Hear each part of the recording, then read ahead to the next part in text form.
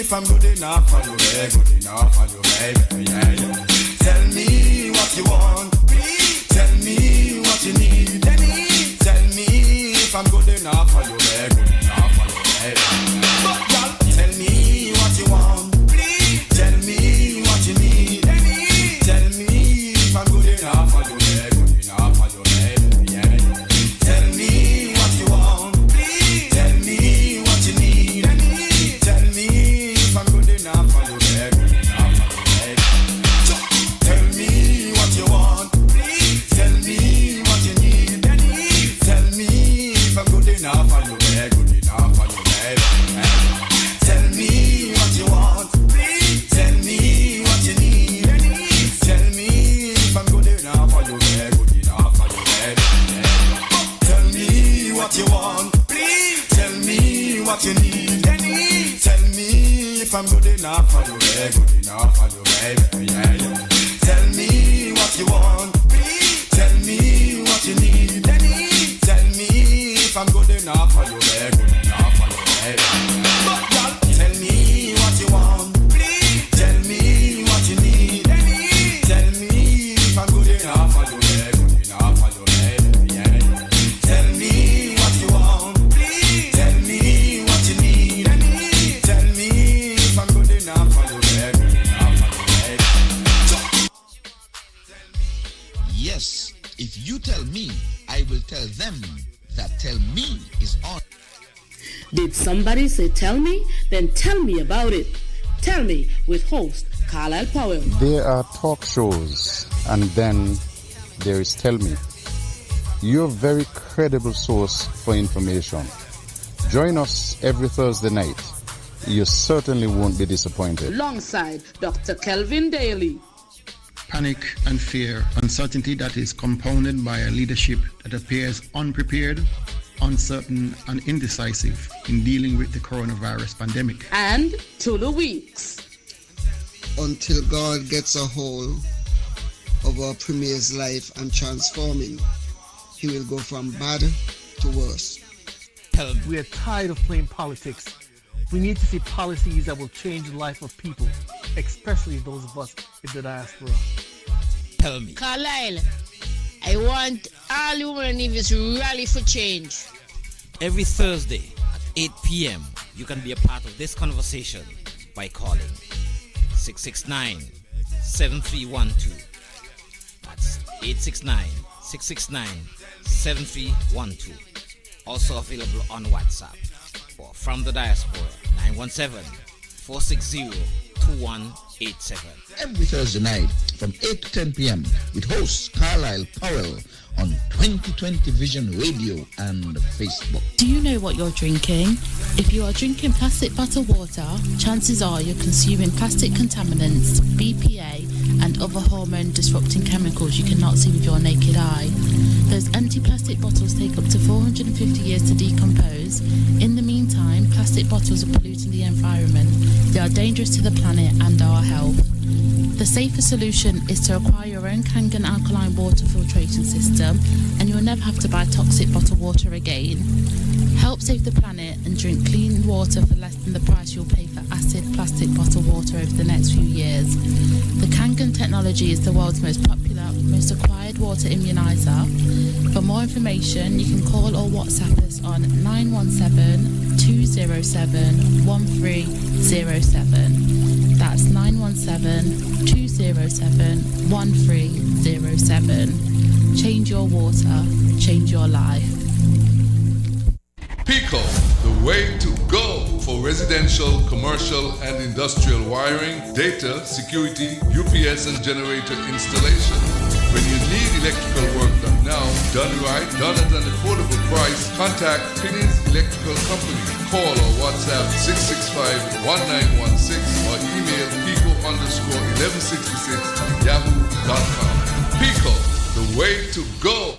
The views and opinions expressed on this program are strictly those of the participants and do not represent those of 2020visionradio.com or its advertisers. Good night, everybody. And it's unusual for us to be coming to you at this hour of the night. But I tell you something, when we leave here on a Thursday night, usually after 10, Tulu always tunes in to another talk program which he says is coming from a neighboring island and which goes late. So I got the impression that he was trying to hint something to Dr. Daly and I. And who knows? He got us to work the late shift. So we're in here tonight. And we're going to talk some things here tonight. I notice quite a lot of people still here waiting on us. And so that's a good sign. Good night, Tulu. Good night and good morning, good evening to all those who will stay the course and join us again this evening. We're happy to have you. Dr. Daly, how are you? I'm good. Let's go. Okay. Let's go. I like that. We're gonna go, and we have a lot to say. So we're gonna be coming to you tonight and tell me, and we're going to be making sure that you understand all that we said tonight, because we want you to be a part of the program. Stay up. We'll take your phone call. Just hold for a couple of minutes so that we can definitely get going. But we will be taking your calls a little later in the show. Already I have a song here which somebody wants me to play, and we'll get to that in a little while. The Premier came on radio this evening. A lot of pressure. A lot of pressure. He has been under constant pressure, not just from this stupid bill that he passed in Syndicate wanting to carve out a section of Nevis for rich people. But he has been under pressure because of his incompetence and his non-performance. Tonight, it was much ado about nothing. I wasted 15 minutes of my life. And you can't get it back. I can't get it back. And I'm pissed because of it. I really had my pen and paper ready to take copious amounts of notes to enlighten me as to what we were missing. Mm-hmm. Because when you entrust this idea of a national presentation, address, you expect to hear the nuts and bolts about what's happening. We ain't even get a washer, much less nuts and bolts. We have yet to understand who exactly is behind this development. He never disclosed that. He's just another person out there in space. We are no wiser to who this gentleman is or what company is, who this company is or who this gentleman is, who wants to spend billions of dollars on the Southeast. Billions with a capital B. We don't know who this gentleman is, who is going to be pumping millions into the coffers of the Nevis Island administration from his development. We don't know who this gentleman is, who is going to employ, according to the Premier, thousands of Nevisians. Have no clue who this gentleman is. Mysterious gentleman. But the funny thing is, this mysterious gentleman has a name. And that mysterious gentleman took the trouble to form a company here on Nevis last year, June, called South Nevis Limited. And the Premier is aware of this.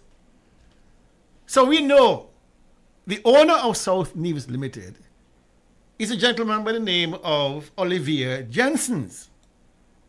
And he is the gentleman behind this push to acquire the 6 square mile block of Nevis from Long Point all the way to Saddle Hill.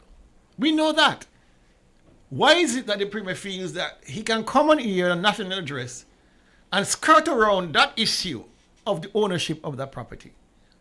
You know, we don't know the type of development, but he knows it's going to be billions of investment. He doesn't know. He can't describe the type of investment, but he knows billions. How can that make sense to anybody, any logical person? If you're already calculating that this gentleman is going to spend billions, you must have a pretty good idea of the scope of this project that requires 500 at minimum, according to the Sustainable Zone Act.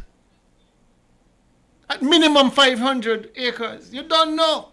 So why is it that he could not come to the people and say, listen, truth be told, this is what it's going to be like. No answer. Nothing.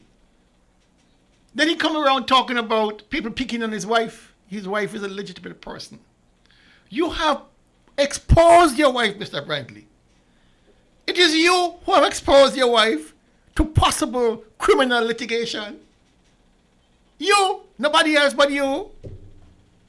Because as far as I know, your wife is the only real estate company that is doing this transaction. Your law firm is the only law firm that I know is involved in this transaction. You're the one exposing yourself. Not us. You are doing it to yourself, but you want to blame us. And it's funny, you know, because I was listening to Dr. Pat earlier, and she quite eloquently spelled out the real reasoning behind this move on the Southeast. When you understand the quantum of money involved, benefiting the Brantleys, you could understand. He's a transactional person, so he's going to make deals. But for him to come to the people tonight in a national address and not enlighten us, not make us any more wiser, except to say that, oh, NRP is misleading the people. With what? What are we misleading the people with? Tell me, gentlemen. He says that the government will not be engaged in taking people's private property. Then what's the purpose of the special zone? And what's the purpose of the legislation? What is the purpose of the legislation? It doesn't make any sense. He's trying to divorce himself from the fact that his intention always has been and will continue to be that if you don't sell, we will take it. He's hoping that people will sell. People are not willing to part with all of their land. There's nowhere over there on the Southeast that can entertain 500 contiguous acres. 500 contiguous acres without forcibly taking land from people. Can't happen. Because nobody owns 500 acres by themselves. And if Joe decides to sell his 100 acres, and Mary decides she ain't going to sell her 500 acres, her 100 acres, right next to each other. Or her 1 acre. Or her 1 acre. How are you going to get 500 contiguous acres to make this community that you're trying to build? It can't happen. Well, here is one of the challenges that I have. And I was in a conversation with a very smart young man. And he said to me, listen, the government is arguing that in Charlestown they can't find a half an acre to build a community center. Mm-hmm. They're arguing that they cannot find areas in Nevis to build houses for people. Remember they came with this argument and they had to go up to Garrick's Pasha to buy some 30-something acres of land. He said they cannot find areas in Barnesgot so that they could get housing for people from Barnesgot. And they can't find any land in the area, any place at all. But they could find 500 acres. Can't happen. Over, well, you say 500, you're being minimum. You're being very, very good. That's 6 square miles. You realize in all of his pontifications this evening, never spoke about the land size. No. Never mentioned the acreage involved, minimum, maximum. No mention at all. Mm-hmm. And that is a red flag. That is a red herring. That is something he's trying to avoid at all cost. Because with that comes the idea that you have to acquire. Mm-hmm. You have no choice. This special sustainable zone requires vast amounts of land contiguous, meaning border to border. You can't have somebody's dead middle of 500 acres or 1,000 acres and call it contiguous. They ain't gonna happen. These guys want an exclusive zone for themselves, independent of Nevis. It is clear from their website before they took it down. They quickly took it down after they saw the backlash that they were trying to create a sovereign enclave. They took down their webpage. Why would you do that? If you're so confident in the rightfulness of what you're doing, why did you take down your page that spoke specifically about setting up a sovereign enclave on the southeast of Nevis. Why do that? If you are so enamored and you are so righteous in what you're doing is correct, and it would not cause political backlash. Here is what concerns me greatly. And you talk about the web page that has been taken down. But on their page, they were quite boastful. They said, and on the founder of a new society, he, meaning the gentleman, has launched the Free Society Foundation, aiming to create the world's first libertarian country by purchasing sovereignty from existing governments. The project is backed by 100 million. That's not enough, really. But money is not my main aim here. It's backed by over 100 million in private equity, private capital, with support from other libertarians and crypto figures. The vision, a place where all human interactions are voluntary, free from coercive government control. And I will pause there for now. They're talking about a libertarian society where they have their own sovereign space. Nevis is only 36 square miles. And today, when I posted something to say 1/6 of Nevis, I was corrected by somebody wiser. They said, listen, you're talking 1/6 meaning 36. Nobody could sell the mountain. So, Powell, if you take out the mountain, is a quarter of Nevis they're now looking to sell and buy. And I agreed with the person right away. I said, but you're smart. Take out the mountain in truth, because even in the old days when they planted sugarcane way up under the mountain, they didn't capture the whole of the mountain. So take out that. So technically, Mark Brantley, as the premier and the leader of Nevis, is looking to give control to about a quarter of Nevis, to this sovereign enclave. And I keep making the point that once you give control over there, people like me and you can't go. But Mark Brantley, he like when people tell him, you brown skin, you're browning. I suspect that he will get a pass as an honorary libertarian. Just like in South Africa when people were honorary whites, he might get a pass so that he could go into the enclave to meet with the rich people as an honorary libertarian. But what about the people of Nevis? Land for Nevis people is sacred. Land for Nevis people is an attachment. And you can't tell me that you can't find land to build a new Gingerland Secondary School, a new Charlestown Secondary School, the technical college that he promised will come to the people of Nevis. They took up the Avec in Gingerland right there under the high school. You can't find land for that. But you could find land to sell to Nevis, to sell to somebody 1 square mile. Or in one dash, 500 acres. And black people, local people, you're not free to enter that area anymore. Nevisians would be divorced from that area. This to me does not sit well, gentlemen. There is something that scares the premier, and is this sovereign enclave or enclave, whatever it is. He do not want to come out and tell the people of Nevis exactly what the project entails and what's going to go on there, because he knows the pushback has already started.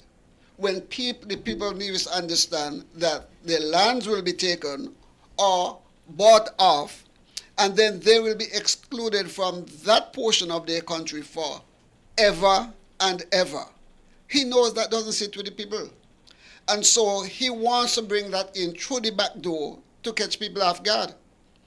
The fact is that people said, we asked, what do you want the land for? What type of development you're going to do? And the developers cannot say what they're going to do. The premier of Nevis and his wife, who are involved in this thing, cannot say exactly what type of development is going to be there. and you're saying that the Premier came to address the people of Nevis this evening and has not said what's going on there. Something is fishy, and this reminds me of Ponzi scheme. This looked to me like a Ponzi scheme. I follow the one in Antigua, and that is exactly, this is mirrored what happened in Antigua. The good thing about the one in Antigua is that it failed. The bad thing about it, that the investor who was given the enclave still has title to it. He still has ownership of it. And it seems as if that they can turn it over to somebody else to operate it. Let me say this. I felt really aggrieved when the Premier said that he does not discuss these matters with his wife. That she is an independent operator. My God. So it's just circumstance, it's just by coincidence that 17 Degrees North just happened to be the only realtor on this project. It just so happens that the conferences that were held with prospective land sellers were held at the law offices of Daniel Brantley's conference room. It just so happens. Just by coincidence. It just so happened that his wife went to Martha's Vineyard with him to meet the rich people. It just so happened that she was on some of those trips where she was in direct contact with people with money. It just so happened. It just so happens. You know. And we should believe that. He has no idea what his wife does. She has her own business. Her money is her money. You know. But you want the clip now? They are both making money hand over fist, right? And the people who are losing are the divisions, because once the land is gone, it's gone. It's gone. It's not coming back. It's like when you sell land to property to the Chinese. It's gone. And when they get the pay, they pay theirs. When the money is their money. You have the clip you said, Carla. Yeah, man. Go ahead. They have attacked my wife and her business. Attacked my wife. I wish to state for the record that my wife has had a fully licensed, fully operational real estate practice in Nevis for 20 years, even prior to my entry into politics. I have no interest in her business. Like any licensed realtor on Nevis, she's free to represent clients to buy and sell real estate as they wish. I can confirm that she's not buying or selling any real estate that belongs to the government of Nevis. She's engaged in private business, not government business. Who attacked his wife? He introduced his wife into the picture. She introduced herself, he introduced her. Right? Well, they say, well, one after the duck back on the belly, ain't so? But it is. But he has been attacking Janice Daniel-Hodge and Patricia Bartlett forever. Of course, you know, but to the point of where it becomes ridiculous that somehow he is asking divisions to believe him that he has no knowledge of his wife's business. It just so happened that we live in the same house, sleep in the same bed, share the same conversation, go on the same trips. Mm-hmm. But we have not talked business, especially in regards to the Southeast. Now, if you believe that, then I have a bridge in Brooklyn to sell you. Believe that. Hi, good evening, caller. Yeah, well, good night. I'm a little confused here. You just told me that it's a minimum of 500 acres, right? Correct. Okay. So, can you explain to me why I heard Mr. Brantley say that there is a proposal on the desk of cabinet, yes? Yes. He said that. Okay, right. Can you explain to me why you would entertain even opening a document proposal for people who don't own 500 acres? Because what is the proposal for? What part of the island is the proposal for? And if they don't own that part of the island, why are you entertaining the proposal. Just a question for you to think about. No, it's a useful question. It's a very good question, because if the government don't own the property and the government can't promise the property, then why are they talking to the developer? Why have they gone into Parliament and passed this legislation? Because the government doesn't have 500 contiguous acres to give anybody or to sell anybody. They don't. Indian Castle is only about 240. Stockpen next to it about 138 or something like that. They don't have 500 acres. They must rely on private landowners to part with the land, and those owners have said categorically, we will not be selling you all our land. We are prepared to sell some to you, but not all. They are insisting on all. And if my information is correct, the madam herself has said to owners, when she is at a dead end, has sent to landowners, well, if you don't sell, the government will take it. That's why they put eminent domain in the... The beauty about this new legislation is that in the eminent domain argument, you can only take private land for public good. They have designated these special zones as public good. Yes. So even though the land is owned by private people and going to private people, because of the new designation, it can now be taken. People need to understand the Premier is lying through his teeth when he says the government has no interest in forcing anybody. The government don't have to force anybody. The legislation will dictate what the government does. That is so he's quite right. The government can't force you. The law. The law will. The government is not the law. The law will dictate what action goes before. And that law will say to you, listen, Mr. Weeks, you see that piece of land you got there? This piece of legislation here speaks to now transferring the ownership to this special zone. We will pay you as we see fit. You have no choice. So Brantley is quite correct. His government cannot force anybody to sell. Quite correct. You remind me of something that the Prophet Micah wrote about in chapter 2. He said, there are those persons in authority who lay down on their bed and think of evil plans and rise at the dawn to carry out their plan. They see a piece of land that they want, they take it because they has the power and decide to do it. They see a piece of property that they want, they force the people off of it and take it because they has the power to do it. And when they went into Parliament and passed this piece of legislation, this is exactly what they went there to do. Because the people were not selling their lands the way that 17 degrees north and then wanted it.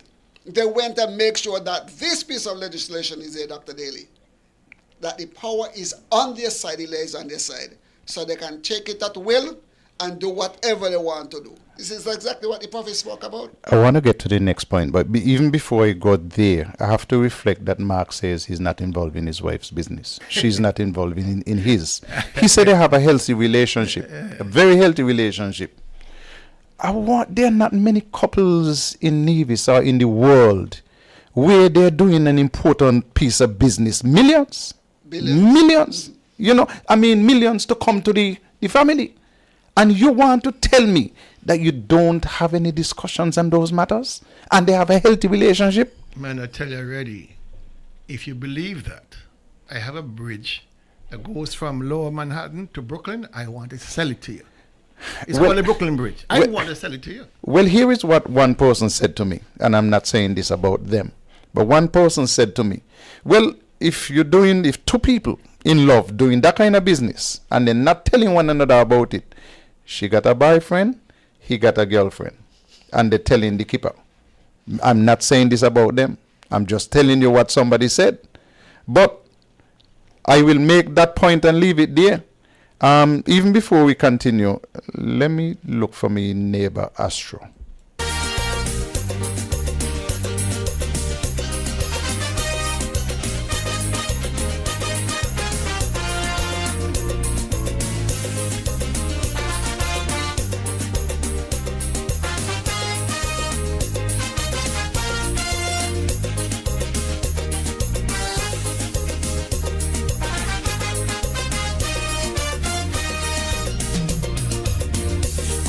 hundreds of years of blood, sweat, and tears. All the sacrifice made for us to own this land. Our ancestors, they paved the way to ensure that their children enjoy a better day. Now that we're in control of this blessed land, we can't afford to let it slip through our hands. The slave mentality to always look outside for some white messiah to come to show us the promised land. Put the Bible in our hands, and as we pray, they're taking back our land. Parading as investors, these new slave masters will exploit us again and take back our freedom.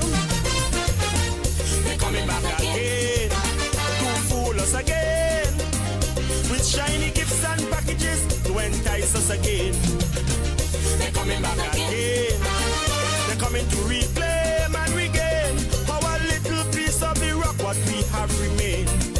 If we don't learn from our history, from whence we came, we are doomed to repeat it over and over again.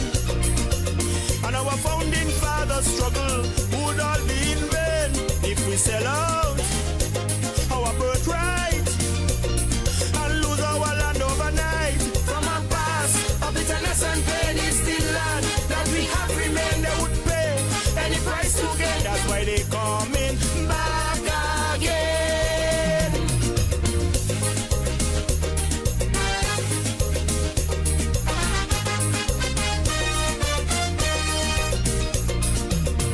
The time has come to begin training, educate our people to be enterprising. Instead of sitting patiently waiting to hear when the next big hotel coming on stream. Do not get me wrong, I have nothing against foreign investment. What we need is more local empowerment. If we want to break that legacy of this dependency, we have to be in control of our destiny. If we don't stick to our plan, leave footprints deep in the sand, our children will become aliens in this land. Working on a new plantation and the same exploitation will certainly face the next generation. They're coming back again to control us again.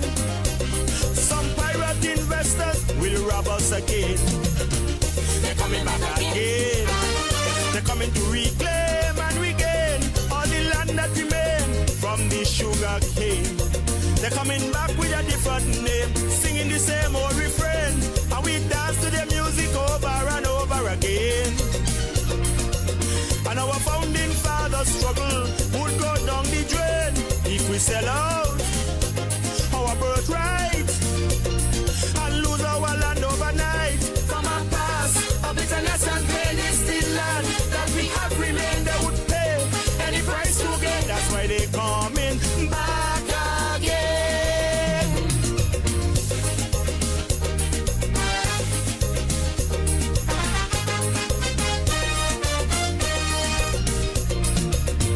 Them investors, we kiss their backside. All kinds of tax incentives, they get a free ride. While local people have difficulty to open even a bar shop to sell mobby. If prosperity is to come, our locals must get some. Not the crumbs from the table that trickle down. Like Jews, we must rise again from a past rooted in pain, and never let anyone enslave us again. Want a fair share of the pie, not promises in the sky. Why we must suck salt until we die? Give local people a chance so they too can advance. Tell our leaders right now to take a new stance and say never again. Tell them never again. Like the Jews we must say never again. Say never again.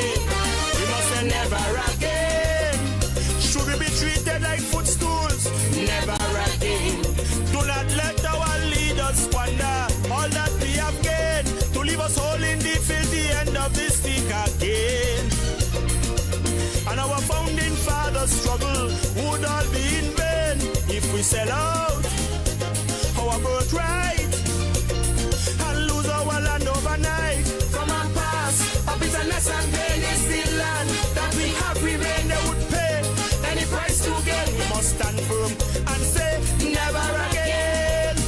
So never again, never again, never again, never again.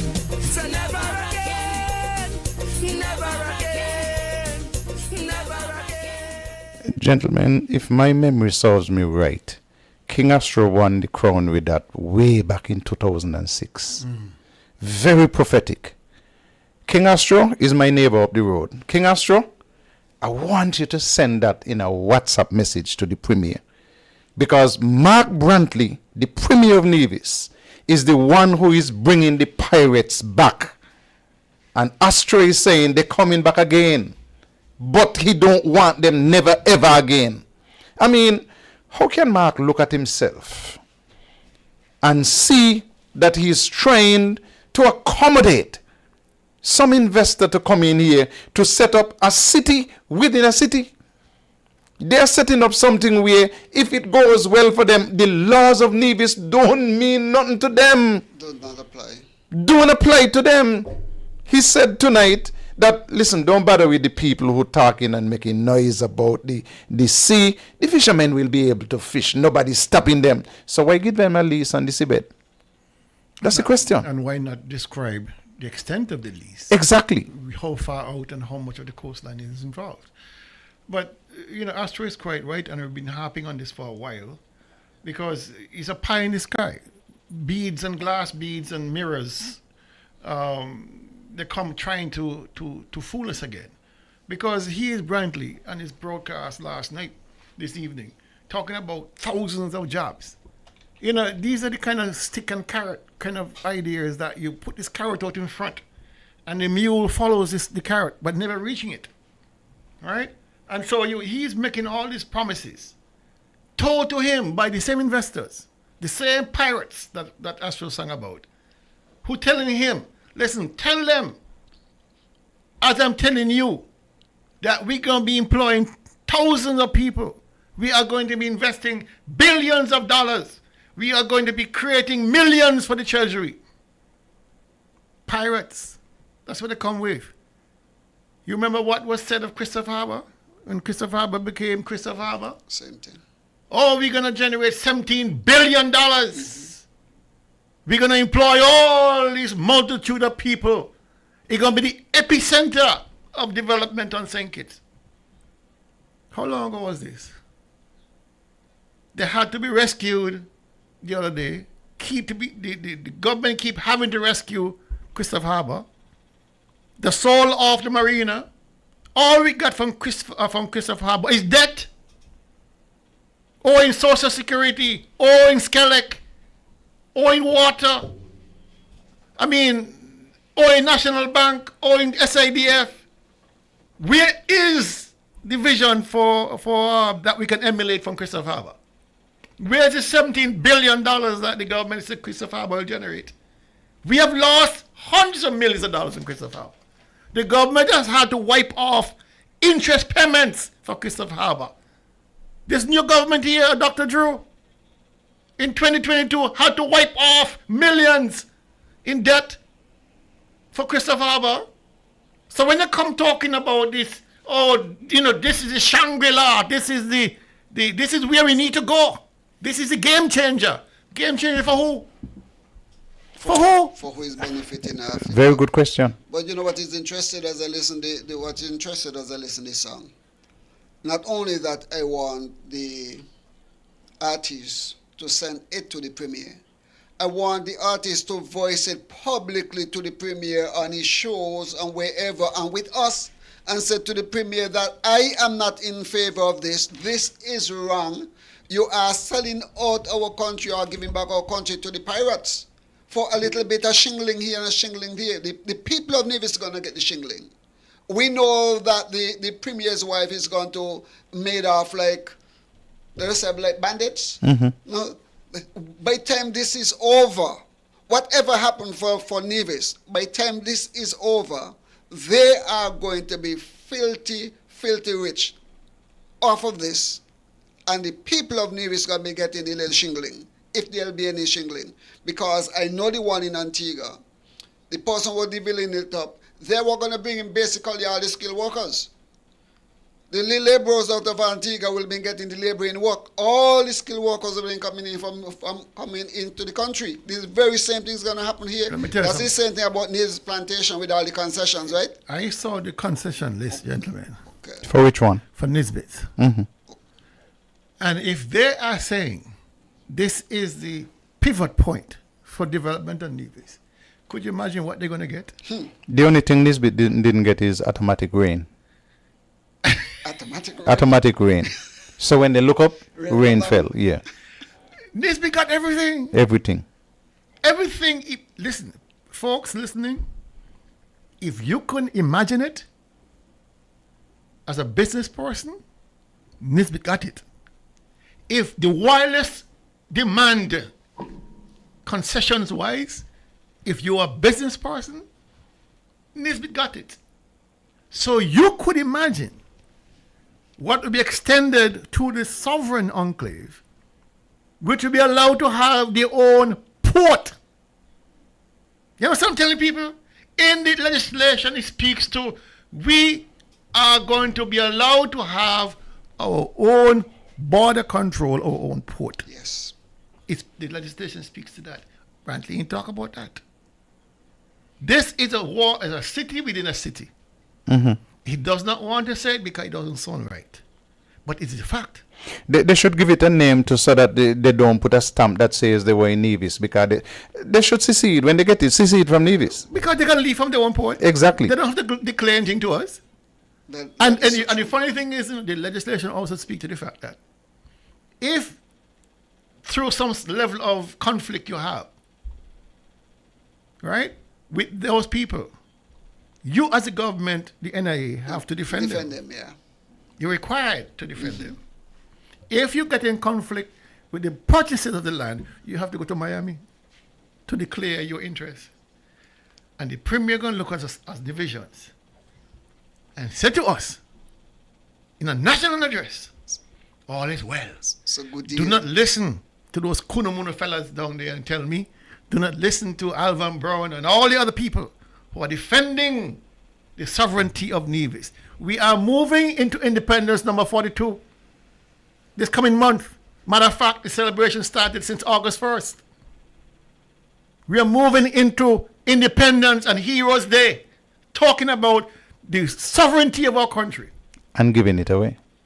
Waving our flags, wearing the national colors, eating cultural food, doing how kind of flag raising ceremonies, having speeches at Heroes Day, blah, blah, blah, blah, blah, blah.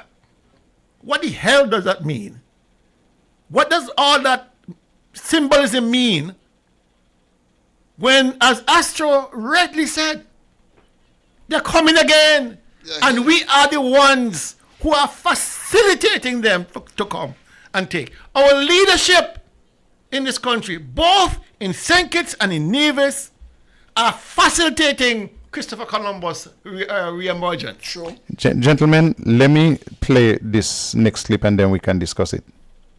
I address you at this time because the Nevis Island Administration has been formally approached by an investor seeking to establish such a zone on the island of Nevis. That investor is a citizen of St. Kitts and Nevis. Matters are now under active discussion at the cabinet level, and no decisions have been arrived at. It is, however, important that I keep the Nevisian public fully abreast of developments to date. Listen. Bullshit. You know what I like about Mark Brantley? Bullshit. Mark Brantley can talk bullshit and make you think that he's in at the altar kneeling down. He has been approached. The cabinet has been approached. Listen, whoever made that approach is stealthy, skillful, clever, and a great strategist, because the legislation has been passed for a week. And as soon as the legislation is passed, they have a proposal. So they work fast like hell, because just before that in Hanley's Road, there was none. rumor. There was rumor. Go read your Bible. And since he sent them to the Bible, boy, this is Jesus work. It's a miracle. The Red Sea has been parted. It is a miracle. And guess what? It is a citizen. And I am going to be very transparent with you. So it's like Tulu and Dr. Daly, you are my favorite uncles. And I come home and say, boy, I went down the road and I met a nice girl. And I think I'm going to get married to the girl. And like she bad. I'm going to get married to she. And Dr. Daly said, what's your name? And I say, I am going to be honest, open and upfront with you. And I'm going to tell you what's your name. But this is what the man said. This is what the man said. He's a citizen. He is a citizen. But he ain't tell us if he's a birthright citizen, a descendant citizen, or it is a birth citizen, a CBI citizen. And he ain't going to tell us the name of the citizen, where the citizen come from. But I'm going to be honest, open, and upfront with you. Yep. And while I be honest, open, and upfront, I'm going to put a blindfold on your eye, and just to make sure you can't see, I'm going to check out your two eyes. Let us call it the way it is. The Premier has been lying to us about this whole thing from Daily broke this story. How long ago broke the story? 2 months ago? Last year November. Mm-hmm. Okay. From the story broke, the Premier has been lying. And he's manufacturing lies every time he speaks to try to hide. He is hiding. The people need to ask the Premier, what are you hiding from us? I know what he's hiding. Enclave. It will be a country within the country, separate and apart from all of us. And the most vexing part of it, I'm going to say again, we will not be able to go on those lands again or use the territorial waters around them. He do not want to face that because he knows it will not sit well with the people. So he's going to pull wool all where he wants to pull to try to deceive the people. But let me ask a question, because in that tape you just played, the Premier was quite, cogent by saying that the proposal has now reached. Mm-hmm. Proposal the long time. All right? But in his opening remarks, he also said that billions of investments will be coming, thousands of jobs will be produced. They said that about Newfound too. Of course. This is the selling point that all these politicians throw out there to the people as if we are idiots. All right? Show us since Mark has been in government since 2007. He has been in He's been in politics since 2007. He has been in the NIA since 2013. Mm-hmm. He has been Premier since 2017. Show me any jobs of any significance that Mark Brantley has created on Nevis. Good point. He has 2 investments. Down there at Sispawn, up here at Caribbean Cove, both of which properties he owns outright. What investments beyond ownership has he made to create any work for anybody? People cut the grass every now and then. So he likes to go around the island and point out what other people are doing. Oh, we are building Nevis together. Well, what the hell are you doing? What is your contribution to building Nevis together? You're not investing anything. You're not building anything. You're not creating any opportunities. You're making money for you and your family. And that perhaps is admirable for you. But then you are now going around scouting every nook and cranny in Nevis, looking for persons who have taken their effort, taken their money, and put it where their mouth is. And claiming it and saying, the government in action. What the hell? Bloody hell. Let's play the ad and come back. We're going to come back just now, Tulu. Pico, the way to go for residential, commercial, and industrial wiring, data, security, UPS, and generator installation. When you need electrical work done now, done right, done at an affordable price, contact Finney's Electrical Company. Call or WhatsApp 665-1916 or email pico_1166@yahoo.com. Pico, the way to go. Do you know what you're drinking? If you are drinking plastic bottled water, chances are you're consuming plastic contaminants, BPA, and other hormone disrupting chemicals you cannot see with your naked eye. Those empty plastic bottles take up to 450 years to decompose. In the meantime, plastic bottles are polluting the environment. They are dangerous to the planet and our health. The safer solution is to acquire your own Kangen alkaline water filtration system, and you'll never have to buy toxic bottled water again. Help save the planet and drink clean water for less than the price you'll pay for acid plastic bottled water over the next few years. The Kangen technology is the world's most popular, most acquired water immunizer. For more information, you can call or WhatsApp us on 917-207-1307. That's 917-207-1307. Change your water. Change. Tell me what you want, please. Tell me what you need. Tell me if I'm good enough for you, good enough for you, Tell me what you want, please. Tell me what you need. Tell me if I'm good enough for you, good enough for you, Tell me what. Couple of things I want you gentlemen to pay attention to. The IMF fair share proposal, which Mark Brantley pushed from a whole election before, main matter 2015 fair share. Finally, the IMF sent the proposal, and the NIA cabinet didn't get a chance to study it for what, 4 months? World Bank didn't get a chance to study it for what, 4 months? And they want us to believe that they will get a chance to study this one now. Well, how this one get to the front of the line? How is it that this was able to jump over the Taiwanese who were supposed to come in to finish the hospital? It is simply. Out of fair share, nothing inside there directly from me and my family. You got a point. Out of this one, we're going to be made enough like bandits. So you're looking, we've been saying for a long time that this premier is not interested in what is best for the people of Nevis. He is looking after what is best for himself and his family.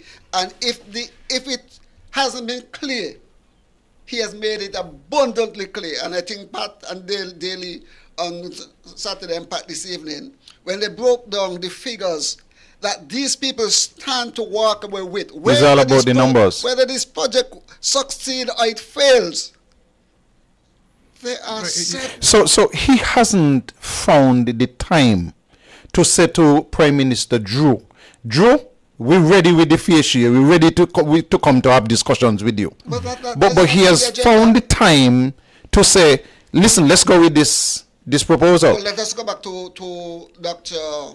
Harris. Dr. Harris said that in the cabinet for 7 years, Mark Brantley never mentioned fair share one time. And Mark has not denied it. And he has not denied it, but he mentioned Spencer Brand and something to do with Daniel Brantley and Associates. So this is where the mindset are, not for us. Hey, it's 4 minutes after 11 o'clock. We can guarantee you at least 11:30. So we'll take your calls if you want to weigh in on anything. There are two things that we have to one main thing you have to consider, which we haven't really explored yet. Beside his personal gain, and it's obvious what his personal gain is, what is the NIA expecting out of this development for the island of Nevis? I mean, what favors is the Premier looking? Listen, forget about taxes because they're sovereign. Yeah, they're going to pay. They're not going to pay any taxes to the Treasury. Forget about that. Yeah. Personal favors. Well, they're going to need, the government right now need money for geothermal, they need money for the hospital, they need money for the airport, they need money for a lot of things. And quid pro quo. You scratch my back, I scratch your back. So I give you some money and you get me the lands? The government has backed themselves in the corner where obviously they have been promised help by these billionaire people in exchange for fast tracking this agreement. Carlisle asked the question, how is it that fair share has leapfrogged, this SSZ has leapfrogged over fair share? How it come he has leaped over the hospital and leapfrogged over the airport? What did Brantley promise these people in exchange? They've been asking that What question. did they promise Brantley In exchange. in exchange for fast tracking this? I've never seen a piece of legislation move so fast, especially with such dire consequences. But you have without to, proper ventilation, no town hall meetings, no discussion, no public debate. Bam, bam, bam. 3 reading is done.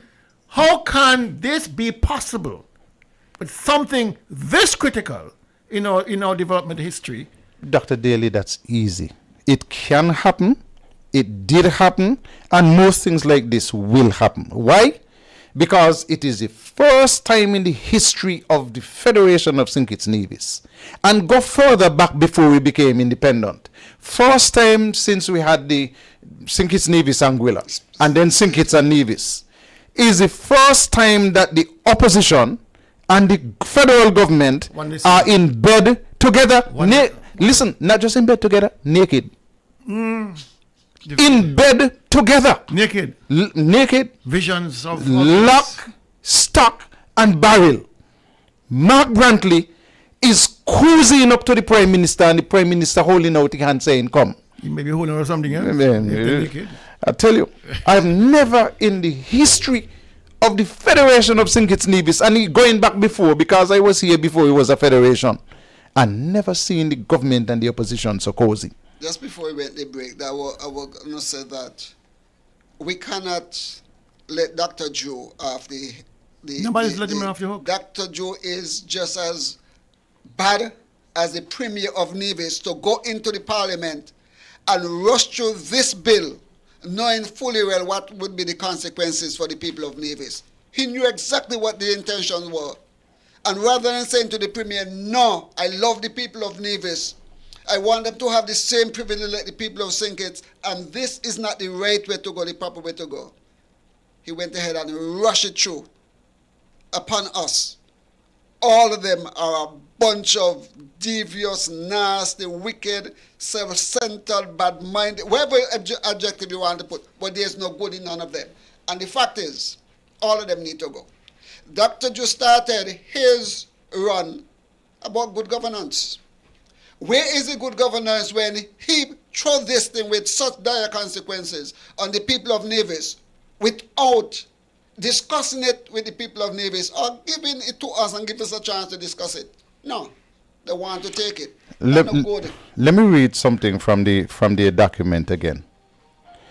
Johnson's. Good night, caller. Good night, my good friends. How are you? Tulu. Zamdong. And yes, and Daly. Mr. Powell and Daly. Tulu, you all know that it's a move like the Christoph Harbour they're looking to put down in Nevis. You know, Denzel, they give the Christoph Harbour the exclusive right to do what they want over there at the Christoph Harbour. This is the same thing Mark entering into. Somebody gonna get big money. Somebody, because when we hearing down here in Bastille, you know, when they went and tabled their bill so swiftly that somebody over there getting 6% out of the deal. A minister wife getting 6% out the deal. And that is troubling for the people in Nevis, especially the young people in Nevis. And we're going to let that happen. I'm going to get you all to know a piece of important document. I'm going to make sure I get it over to you all when I get it to hand, because people ask me to get you all in a piece of document. I want you all to see it. That's why I put it out there, because I want Nevis young people to understand that Mark's selling them out like sun, and they ain't going to work. Because just what we experiencing in Bastille, with that bad arrangement from Denzel with the Christoph Harbour, is not going to work in Nevis. Otherwise, the dead them will rise. Have a good night. Thank you very much. So this investor and his team, they have been in preliminary talks with governments, and surprisingly, interest has been higher than expected. This is when they met our leadership. Interest has been higher than expected. Strategic approach. The foundation targets countries with significant national debt or economic challenges. Nevis. Read Nevis. Nevis. Offering a win-win financial relief for the host nation and the creation of a prosperous, innovation-driven enclave. Something akin to a new Monaco or Dubai. That is what they are saying. The part that jumps out at media, they target countries like ours. And they've been talking to governments all over the world, but when they met our leadership, got more interest than normal. more interest than expected, surprisingly. Because our people here brokes, and we know that Nevis has more than $500 million in debt. So they were glad to hear debt forgiveness. Somebody asking what you're quoting from. The document I'm quoting from? This was on the People's page. The web page for the developers. Yeah. So I'm not talking out my head. No, they definitely. I read that document, and they specifically said we target countries that are in deep financial trouble. We have, gentlemen, over $650 million in debt and growing. We have not added the 140 for the airport. We have not added anything for the hospital or, anything else. So they know exactly who they're targeting. Poor, bankrupt, corrupt governments that they can find a way in. And they said, these are their words, higher than anticipated interest. I want to read two more pieces that might make you open your eyes. The Free Society Foundation, with its goal of creating a libertarian micronation, could have profound and complex effects on local governance, especially in the host country that agrees to cede sovereignty over a portion of its land. Here's how it might play out. Shift in authority structures.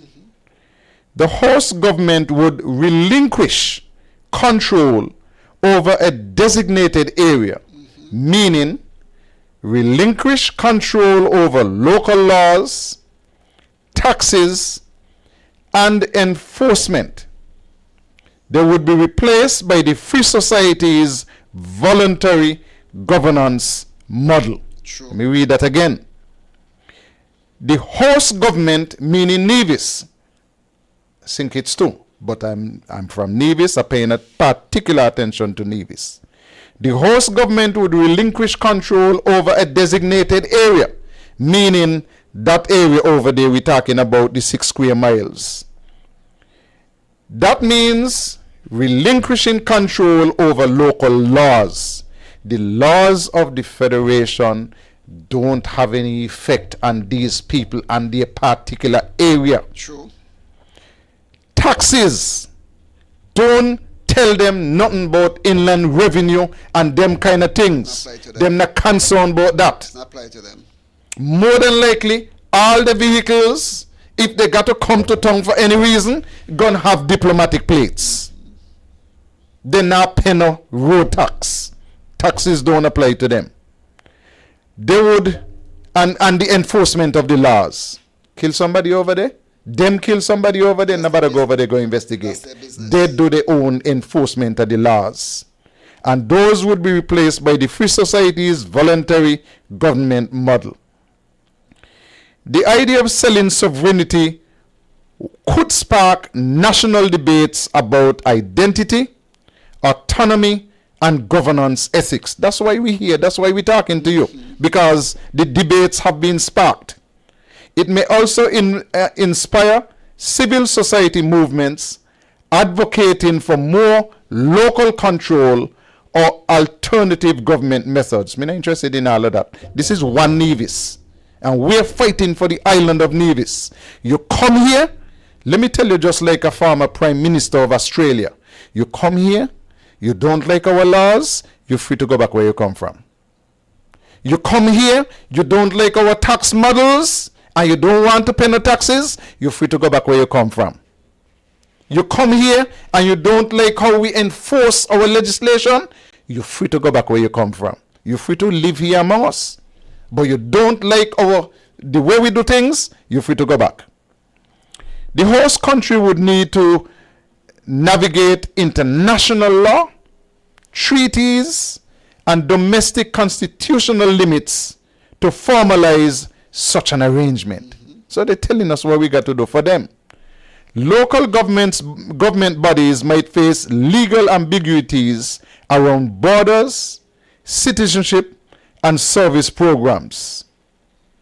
These people are serious. They're saying we come into your country, but we're coming to our own country within your country. And you ain't have no control over us. You ain't got no say over us. You can't tell us what to do.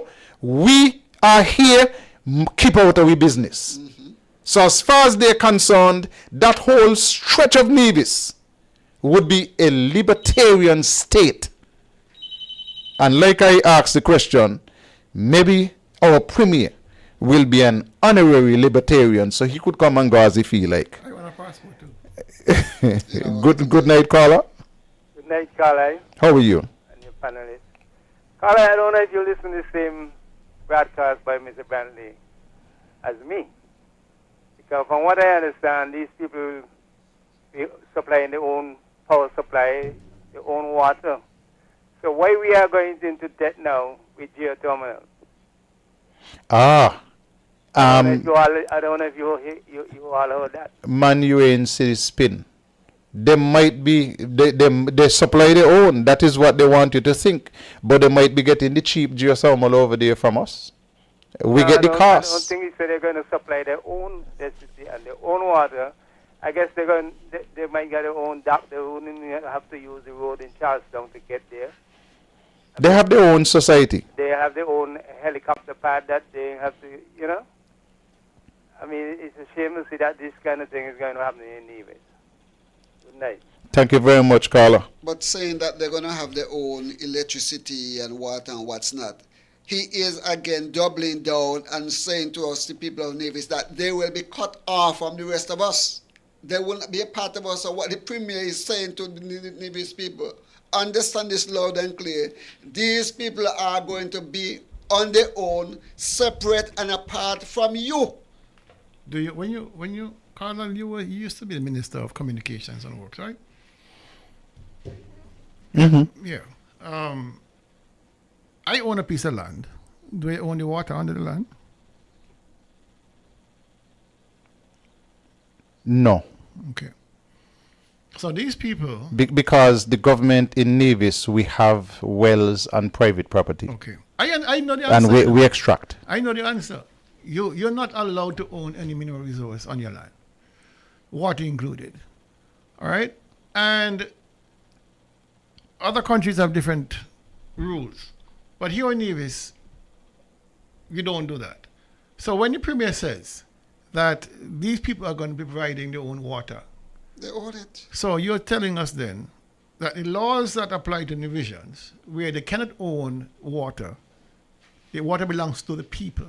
That's what. So if these people drill a well or wells and they start extracting water, it's theirs. It is their water, and they want to sell it wherever they and it's theirs. How does that portend for the rest of us in the country if they're extracting more than we are? Notice they said that they're going to be navigated between the laws. The laws of St. Kitts and Nevis will not be applied to those people. The argument, listen, it is clear as day, based on what Carlin read, and what we know about the special zone, and what we know about what the Premier has been doing and his wife has been doing, it is very clear that the thesis that we are advancing, that this is a separate country within a country, is past. It is now accepted that this is reality. The question then becomes, what the hell do we do about it? Okay. What do we do about it? You know, we can sit and pontificate, we can sit and quarrel about it, but are we going to allow this to come to fruition?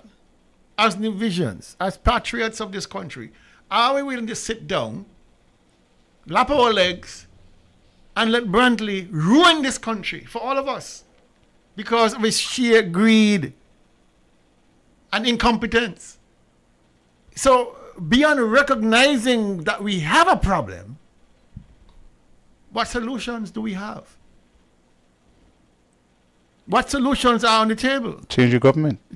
Well, that's the ultimate solution. But in the meantime, these guys are proceeding helter-skelter. They're not slowing down. And the people must protest. Matter of fact, they have been exerting more pressure on landowners since the passage of this legislation. Yeah. Not less. I thought they would have had pause, you know, for a cause and say, you know, this thing getting a little too hot. Let me back off. No. Have power. These people have accelerated the antagonism towards landowners, not lessened it. So it tells me they are on a timeline, a very short timeline to get this done. Mm-hmm. And they want it done. And the mere fact that the Premier has rushed through with the help of Dr. Drew this legislation tells you that timeline is even fast approaching. It's tightening. It's tightening. Let me play another clip. It's 11:22. We promised that we're going to be here until at least 11:30. Let me play another clip. I don't like to play clips from my phone because they don't come through as loud as I want them to. But we're going to play another clip where he decided he wanted to take out his text on Dr. Janice Daniel-Hodge. Claims of the opposition, even more appalling, is that they know that the land sales in that area have all been private transactions. Indeed, I'm advised that prominent members of the opposition were among the very first to agree to sell their lands, to sign agreements, and to collect their monies. It cannot be right for high-ranking members of the NRP Nevis to sell their lands, pocket millions of dollars, and then turn around and blame the government.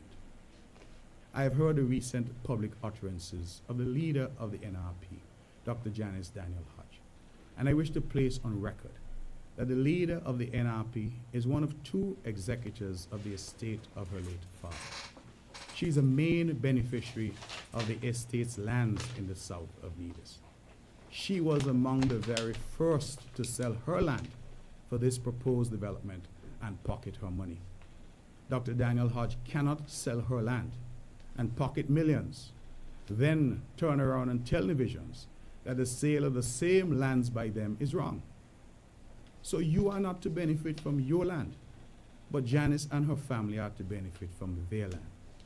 So she can count money, but you're not supposed to count your money. This is the height of hypocrisy and dishonesty. Let me read something which was issued by Dr. Janice Daniel-Hodge. Yes, I do have it. My fellow Nevisians, the Premier continues to lie on my name. He continues to attack my integrity, and in his desperation, he sinks deeper and deeper into dishonesty. Tonight, the Premier slandered my good name and claimed that I had sold lands on the southern side of Nevis and pocketed millions. This is absolutely false, and I will not sit on this. As early as tomorrow, I will pursue swift legal action. If the Premier can prove anywhere that I have pocketed millions from any land sale, I will resign my seat forthwith. That is how confident I am, because I know the truth. I do not understand how a human being can lie like this. This is sick. The Bible tells us in John 8:44, when he speaketh a lie, he speaketh of his own, for he is a liar and the father of it. My fellow Nevisians, this is exactly the spirit we are up against. There is a demonic force leading us, And that is why we must not only work hard together to take Nevis back, but also pray him out. I stand with you, my people, tonight because I am fed up. Fed up with bad governance. Fed up with the character assassination. Fed up with the lies. I will not dwell on his address because he spoke absolutely nothing. But together we must fight to the very end to bring good governance to Nevis. May God protect us, my fellow Nevisians, from all evil. And that is from Dr. Janice Daniel-Hodge. Just a couple of questions. How Mark know about the sale? If you say he has not been any discussions with his wife on that matter, and if his wife is the only real estate agent doing the transactions. I mean, how come I had somebody on hold but they hung up the phone? Call back, caller. You can call back. How come Mark knows that Janice pocketed millions? Because all the documentation that I've seen, the people have been offered 1%. And if the matter is not concluded in 18 months, they will be paid another 1%. I am not aware of any person who has agreed to sell their lands and who has been paid in full. Not a single soul. But Mark said that Janice has pocketed millions. And I am so happy to hear Janice say that tomorrow morning she's going to have a little chat with a legal person. Because Mark knows when he's lying, and he does it all the time. Good evening, caller. Good night, caller. Good night. Now, the Premier, as late as July, did not know anything about the sale. Mm-hmm. So if the Daniel family decided to sell the land, whether it was last year or the year before, why is he mixing it up now? It's a big point. He is the one who said clearly he didn't know anything. Well, if he don't know, how Janice will know? If he don't know, and he the Premier, and his wife is the real estate agent, if them don't know, how will Janice know? You approach me, want land to buy, I sell your land. I didn't know what you intend to do. I thought was the best thing could happen to me and Nevis. I am hopeful that once and for all, this will bring him down. Good night and goodbye. Thank you very much. I mean, if they were approached a year ago, and Mark didn't know, but how we know that they're the first? But she quite clearly said, she wrote to him after the whisper started to surface. She wrote to him asking for clarification, for verification, and he said nothing to August. Correct. Stick a pin. Good evening, caller. Good evening. How are you? Hello? Yeah, go ahead. We're hearing you. Good evening, Carlisle, Daly, and Tulu. Yeah, good night. Carlisle, I know you are approaching the end of your show, and you may want to take this up on your Thursday evening show or whenever. But I want us to underscore the libertarian part of this organization. What do these people stand for? What they believe in? And by the way, from my little knowledge of these folks, they are not people like us. They are not of our race. So I want us to spend some time, whenever we do have a chance, to explain to the Nevisian public about the libertarian part of it. Because Mark Brantley and the Prime Minister probably only looking at a few things, and their vision may be a little bit myopic. Nevisians better be careful about this and stand up and fight against it. Otherwise, we won't want to see what will happen in the future. And for our children, the next generation and the generation unborn. These people do not have any interest at all in black people. Let me say that clearly they do not have any interest in black people. Their aim is to exploit and to disrespect the laws of a sovereign nation. They would create their own laws, their own rules and regulation. And there are certain beliefs that they have. So we really need to spend some time looking at the history of these folks who have such views. I'll end it. Thank you very much, Carla. Gentlemen, it's half past. Any other comments? I'm so disappointed. Not shocked, but disappointed that I wasted time listening to this fool, this clown.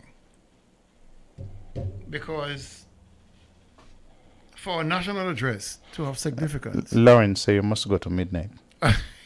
And she gonna say, she gonna send the bill to her. Lauren, what I want is food. Me hungry. I've been down here since 6:30. Well, you know, my interest. Oh, can I call? All right. Hi, good evening, caller. You know, I debated whether or not I should make an intervention, you know, on the subject being discussed. And I debated for a long while. So on the heels of the last caller, he's correct. The real force behind this entire project is George Soros. And he's the one who came up with the idea called open society. In 1993, he began it. He's from Hungary, much like Johannes. Soros is a multi-billionaire. Funds a lot of campaigns, does a lot of stuff around the world. They've been at this for a long time, but they couldn't find any place to do this. And suddenly they found a place. So, open society, and then Johansson, what Soros does is finds people of like minds to move this project along. And he has a number of persons, including Johansson. All right, guys. Thank you very much, Carla. And we really appreciate you, people who have been with us. They're still there. Large numbers on the board. Still here with us. And we like your views. We want to tell you we appreciate your views.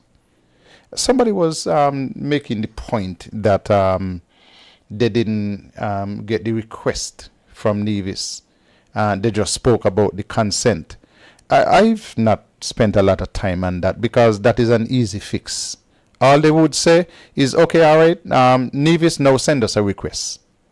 So Nevis could send in a request, whether they backdate it or they forward date it or they present date it. They send in a request and they make the amendment. That's an easy fix. I'm not worried about that.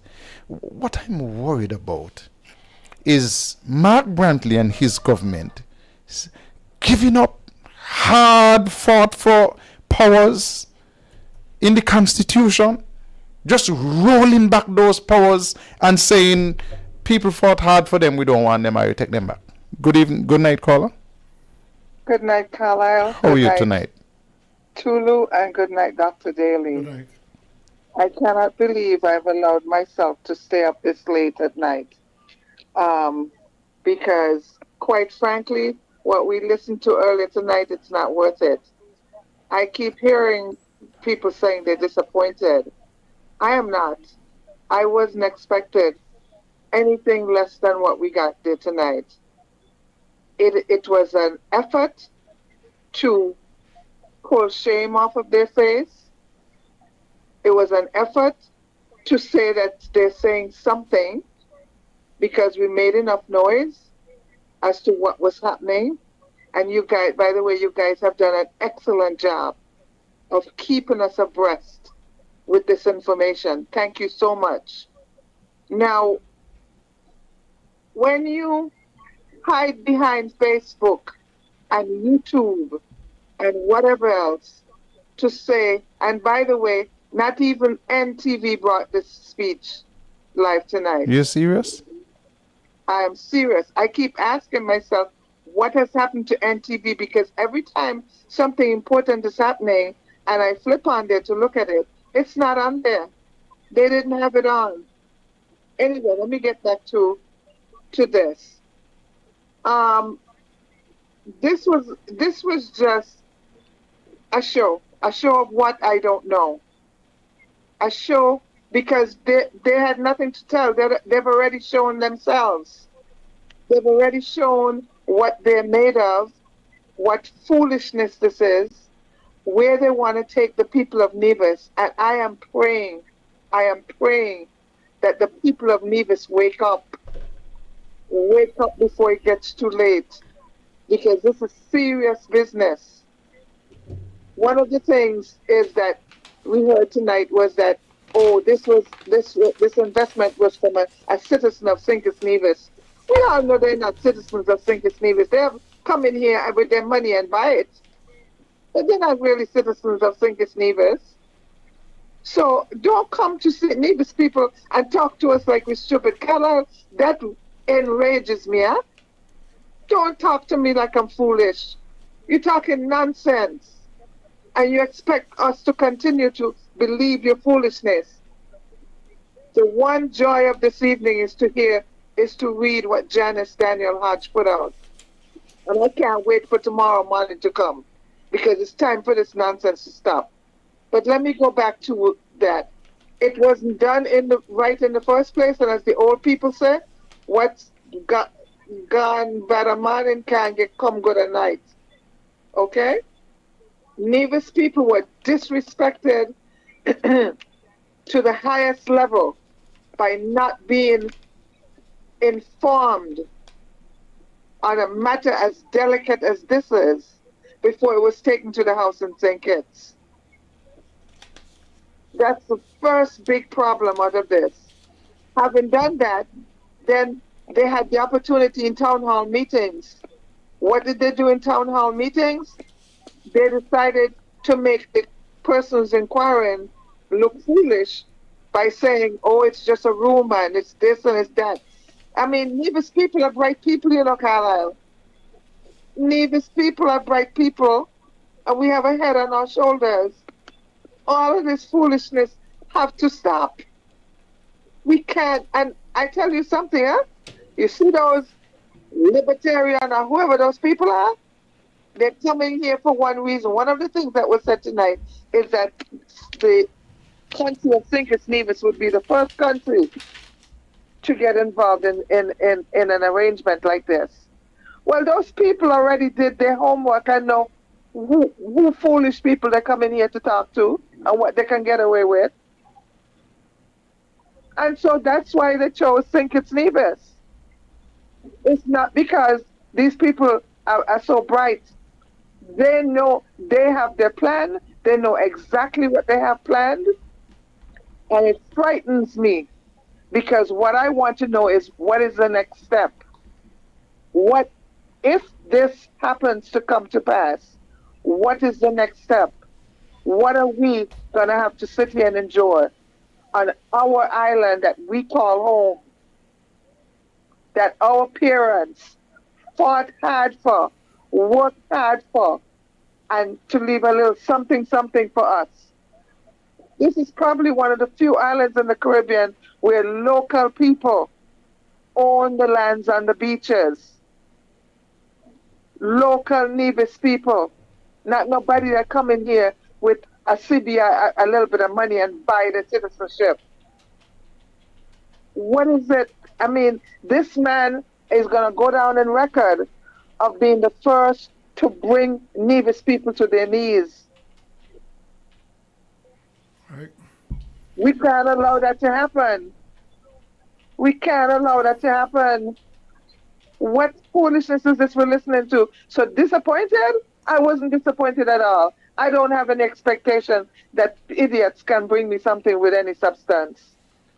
And that's what we're dealing with, is an idiot. This thing enrages me. This thing enrages me, and it's very, very frightening. And I want Nevisians from every corner of the world, wherever you are out there, New York, California, Miami, England, wherever you are, across the Caribbean, come home and fight for what is yours. Come home, otherwise you will have no place to call home. No matter where you go, Nevis will always be your home, and you will have no place to call home when these ingrates get finished with us. Thank you very much, caller. I hope I can sleep tonight because I'm so angry. Thank you very much. Anyway, have a good night. And my big friend Sylvester said he watched it on TV channel 99, but I don't know about those things. I don't have cable and all them kind of things. Let me say two things, Carl. Yeah. One, we may start in the southeast of Nevis. We may start there. But where do we end? What is to stop them from spreading throughout the length and breadth Nothing. of Nevis? There's nothing to stop them. They have the money, they have the access, they have the will. So once you start with 6 square miles, then another 6 square miles, then another 6 square miles. It never ends, because once you have them embedded in your society, they spread out like viruses and control. When the Dutch went to South Africa, it wasn't millions who went. A couple of them went, saw how nice the place was and how friendly the natives were, fool them off, take their land. When Christopher Columbus came, he didn't come in a great big army. He came with a few ships, 3 ships and some men. But look what the devastation it caused with slavery. 400 years of bondage for our people. So it's not where you start, or where you end. Second thing I want to ask is this. We've been targeting the Premier, and critically so, and rightly so. But what about the other members of Cabinet? All of them culpable. We have not heard a word of condescension. We have not heard anybody breaking ranks on this matter. They will not. I told you already, they will not. We have not heard from Deputy Premier, who is in Barbados playing greater. He supported it. We have not heard from the former minister from St. James. He supported it. We have not heard from Troy Labour. We have not heard from the Chicken minister. What's your name again? You mean my girlfriend, you like to call? Yeah, Chicken Every time I think about her, I think of Chicken Change the title. Nisbet. Yeah. And we have not heard from anything from the advisors, Latoya and they say Zook. We haven't heard anything from Spencer Bryan. Especially Spencer Bryan, who has a direct investment over there. He put out a post a couple of days ago, yeah. Saying what? I can't remember. But he did put out a post. No, he had out a post, a Facebook post. Defending it? Well, he spoke out of the two sides of his mouth. So somebody who sent it to me said, look, Spencer trained what and Mark. And then Mark grabbed it and put it on his Facebook page to say that, well, maybe he not think Spencer actually what that. But Spencer already on record as saying anybody who give Geothermal to St. Kitts. Yeah. But then somebody has now come and given lands, the control of the lands. Well, which will include Spencer land, because Spencer's land is in that same zone that they said they want off. Yeah. So his land is smack in the middle of the 500. Well, I don't know if he's smack in the middle, but that comprises the area of interest. Okay. All right. So I would think that anything this critical that you would hear from other ministers who will be just as guilty and culpable for the loss of those 5-6 square miles of Nevis. Well, they support. So, but put it on record. I don't want to be guessing. I want to hear from each of them by poll, by a show of hands, how many of you here support this libertarian takeover of 1/6 of Nevis, or 25% of Nevis, as it may be. How many of you here support this idea that the Premier is putting on us here in Nevis? By a show of hands.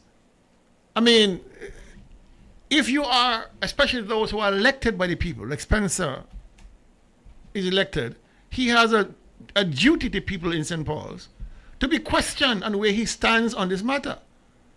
And the next time he goes on to his show there on Tuesday night on Vaughan, he needs to be asked directly, what is your position on this? Will you be voting in favor of this if he came to a vote in the National Assembly? He needs to be asked directly.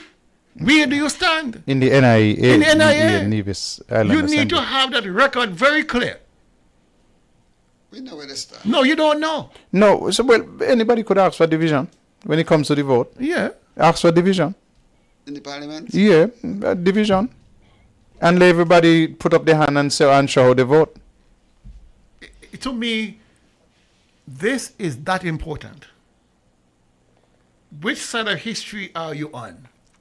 Are you on the side like Astro saying, don't go back, don't sell, hold on to your land, or are you on the side of Mark Brantley and his wife to say, listen, we need investment, we need to get rid of this land, it's useless, it's bush land is no good.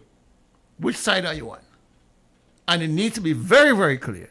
And I think Flores has a line.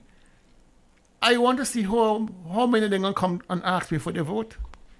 If they have the temerity to approach somebody in Hamilton, in Low Street, in Craddock Road, in Government Road, in Stony Grove, in Brown Hill, wherever, come to me and ask me for my vote. On what grounds? On what grounds? When you're siding with destroying your country as we know it, for a penny? Because these guys have so much money. They literally print money. Money is no consequence to these people. They can spend $1 million a day for the next 1,000 years and still got money. So money is not anything that they don't have. They want freedom to do whatever they want to They do. want to control the island of Nevis and take it from us. And if we allow this to happen, we are the real Kunamunos. Because we have seen it coming from a long way off. We have the history to show what happens when you allow these things to happen. Africa is replete. Not only South Africa, you have Zimbabwe, Mozambique, all those countries that had these kind of interventions. The whole of the Sahel, with the French colonialists. You have all the British in the West Africa, East Africa, the Portuguese, the Belgians. You have the French in Cote d'Ivoire. The Dutch. You know, you had the Germans up in North Africa. We have the history as black people to know what's coming. And we are going to sit back, drink a cup of water and mind my business on this? Why now? And let down that part Don't by make the sense. premier. Nope. 11:48. Tulu, we can go into closing statements. Where do we go from here? In the war between Russia and Ukraine is fought over lands. The war between Israel and Gaza is over land. And if we look towards history, most of the wars that we had were fought over lands because persons wanted to come in and to take over other people's land and dominate them. And the people stood up and fought for their lands and are still standing and fighting for their lands. My thing is that all the people who own lands in that area, they need to bind themselves together, set up some sort of demonstration. I will be happy to join them in that demonstration. But those who have something to lose, you need to come out and to show this administration, not just the Nevis Island administration, but the Jew administration. And I hope that the people in Singis understand this too, that they have something to lose, and join with us out here and show a strong force against this administration, that we do not appreciate what they're doing, we do not want it in our country, And we'll do everything within our power to make sure that it doesn't happen. Because you're saying that you're bringing a people into our country that will be a law unto themselves, that the law that applies to me do not apply to them. And they can do as they like and as they please. No way, it should not happen. People, rise up. Let us all fight this thing together. Daily? I go back to where I started.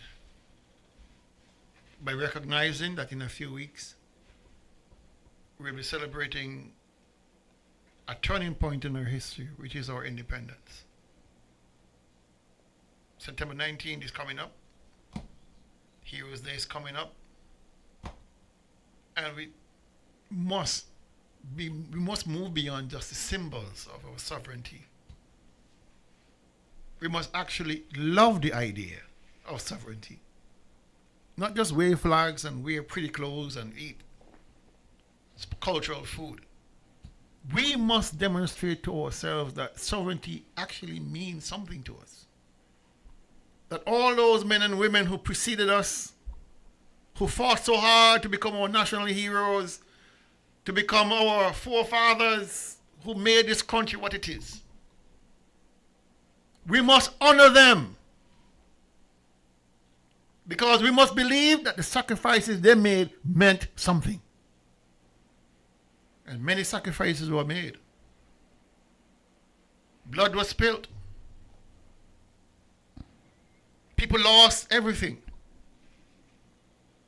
And for what? To say that St. Kitts and Nevis is a sovereign country. That we are members of the United Nations. That we are members of CARICOM, OECS.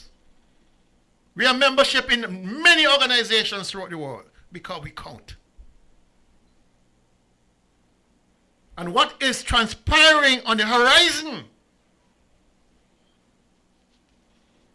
is unacceptable because it impinges and threatens our sovereignty.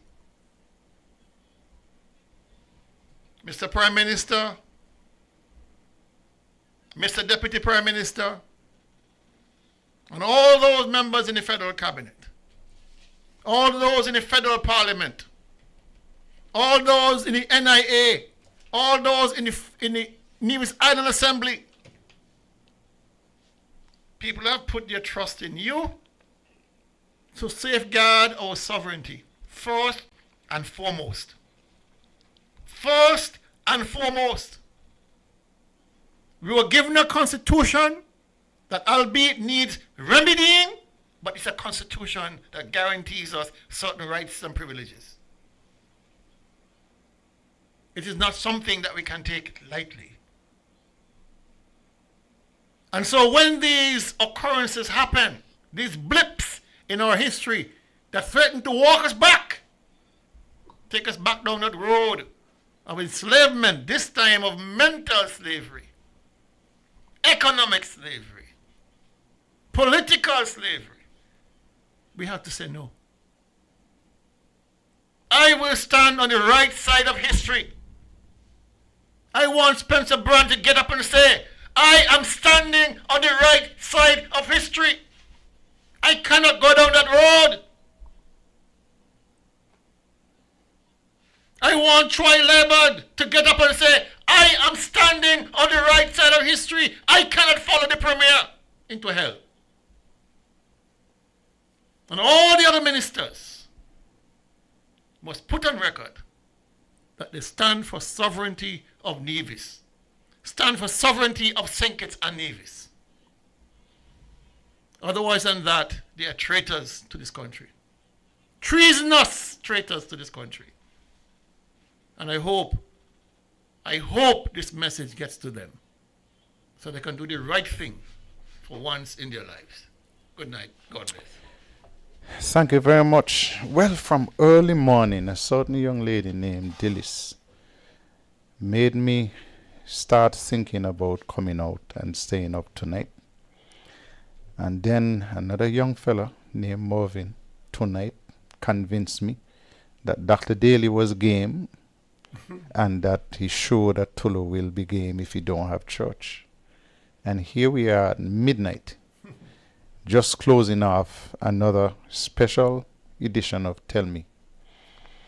I hope that those persons who promise that they're going to sponsor the extra time make sure that they put in the money for the show.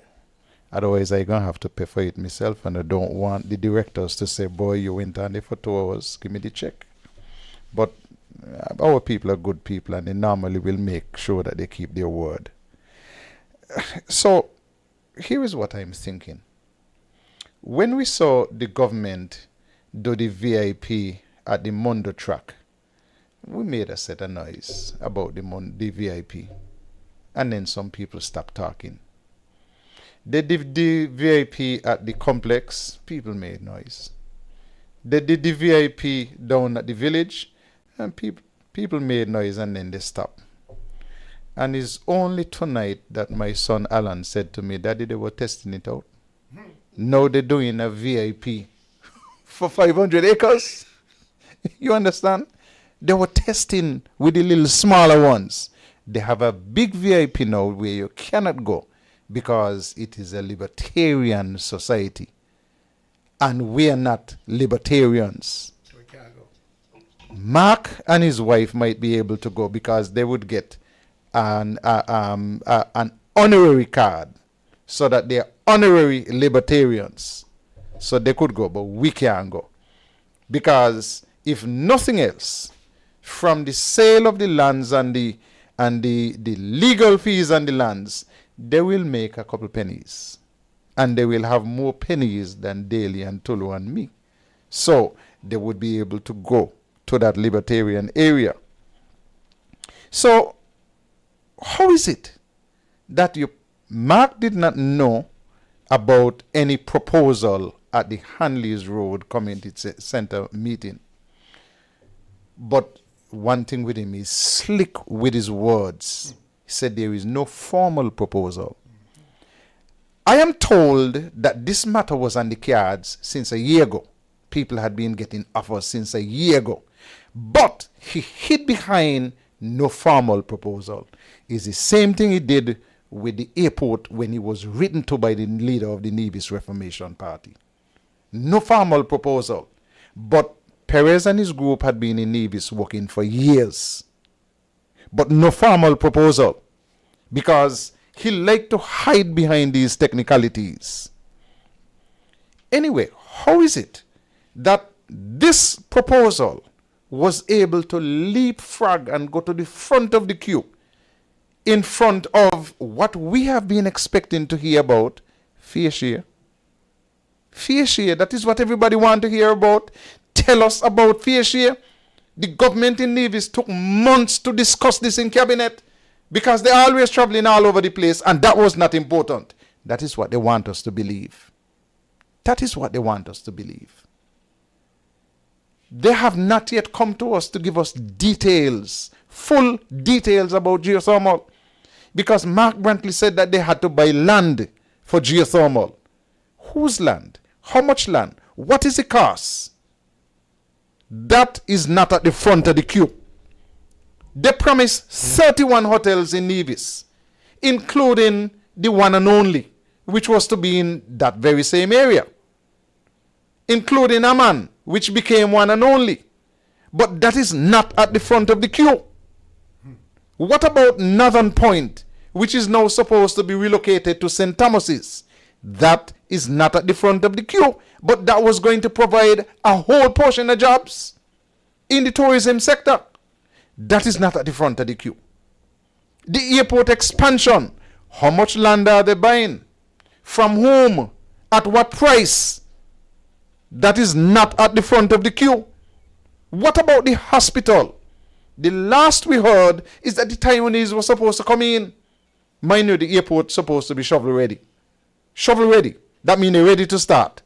The hospital, they have not spoken to us about the hospital in a long time.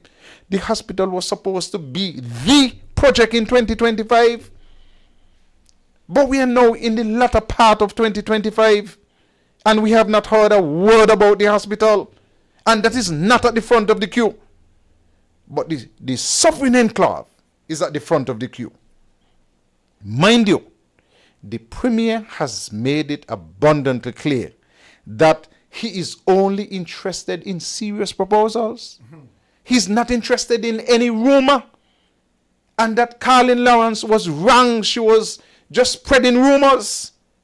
And 1 week after that, Bragadam bill passed. Couple days later, formal proposal. But this was a rumor, even though people had been people had been getting inquiries about their land a year ago. You now have a formal proposal, and he's only interested in serious proposals. If I go down to planning and tell them, this is my plan, I want to build a house, the first thing they ask me for, where you COT? Show me where you're going, what land you're going to build the house on. And you say, well, boy, I'm talking to some people about the land, but me ain't got it yet. Planning say you're not ready for me, go long back about your business. But Mark is entertaining a serious proposal, and the people ain't on the land yet. They're still negotiating for the lands, but it is a serious proposal. The last thing I will say to Mark tonight, the CCM's association with land has never been pleasant for the people of Nevis. Whether it is Newfound, that got 1 square mile, whether it was the 80 acres, or whether it was the 15 acres that they tried to buy from government, where the Malcolm Gishard Park now stands going down to the sea, or whether it is this 500 acres or 3,840 acres, however you want to term it. Land has always been the issue that has struck CCM in the eyes. It has been the issue that has hit them a punch in the belly. It is an issue which has made Nevis people realize that CCM people don't really like Ayo. They don't like us. So when they want to sell out 6 square miles of Nevis, the people of Nevis are right in having challenges to accept something like that. Listen, we thank you for keeping our company tonight.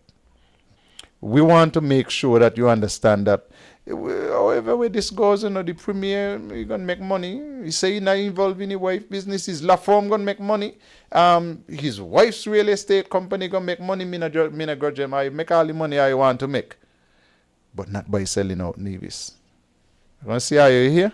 I'm not going to be in on Thursday with these good gentlemen, because I am going a certain place where I expect to see people coming out for the affair there in New York, and I'm looking forward to seeing and sharing with you good people.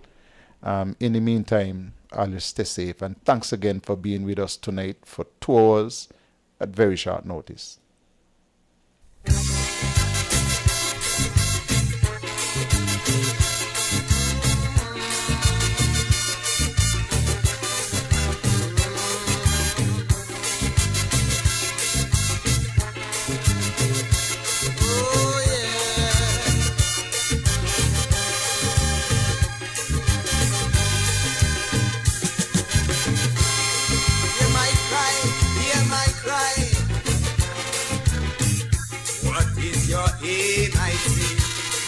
Leaders of